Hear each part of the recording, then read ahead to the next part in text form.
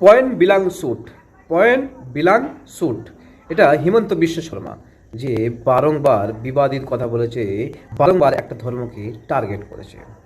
হিমন্ত বিশ্ব শর্মা এর পূর্বে বলেছিল কোনো মুসলমান রিক্সাওয়ালা যদি 5 টাকা চাই তাকে 4 টাকা দাও।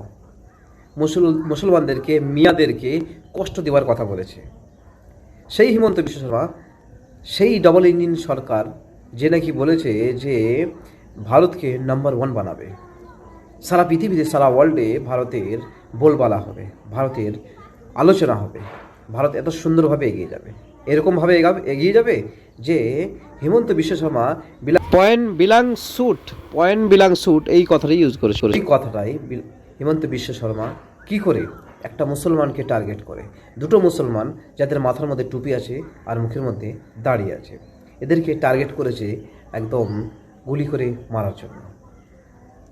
এই ভিডিওটা শেয়ার করা হয়েছে বিজেপির আসামের অফিসিয়াল হ্যান্ডেলের মধ্যে। এবার আপনারাই বলুন, বিজেপি সরকার হিমন্ত বিশ্ব শর্মা আসামের মুসলমানদেরকে, সারা ভারতের মুসলমানদেরকে কী বার্তা দিতে চাইছে? সারা বিশ্বের মুসলমানদেরকে কেমন ঘৃণার চোখে দেখানো হচ্ছে আপনারা নিজেরাই বলুন। ইনারা আইনের শপথ নিয়েছে, ইনারা একটা রাজ্য চালাচ্ছে, একটা রাজ্যের মুখ্যমন্ত্রী কি করে এরকম ভিডিও পোস্ট করতে পারে যে ভিডিওর মধ্যে মুসলমানকে টার্গেট করা হচ্ছে, আবার সেই মুসলমান যার মাথার মধ্যে টুপি আছে, মুখে দাঁড়িয়ে আছে। অথচ হিমন্ত বিশ্ব শর্মা এর পূর্বে বারংবার বলেছিল মুসলমান মিয়া, মুসলমানদেরকে অপমান করা, মুসলমানদের কীভাবে কষ্ট দেবে, মুসলমানদের কেমনভাবে তাড়াবে। বারংবার এরকম কথা বলার পরেও কেন আজকে সুপ্রিম কোর্ট চুপ আছে? আজকে কেন সুপ্রিম কোর্ট এর ব্যাপারে কোনো ব্যবস্থা নিচ্ছে না? ভেবে দেখুন, একটা মিয়া মুসলমানের জন্য কেমন কথা বলেছিল, ঘৃণা ছড়িয়েছিল।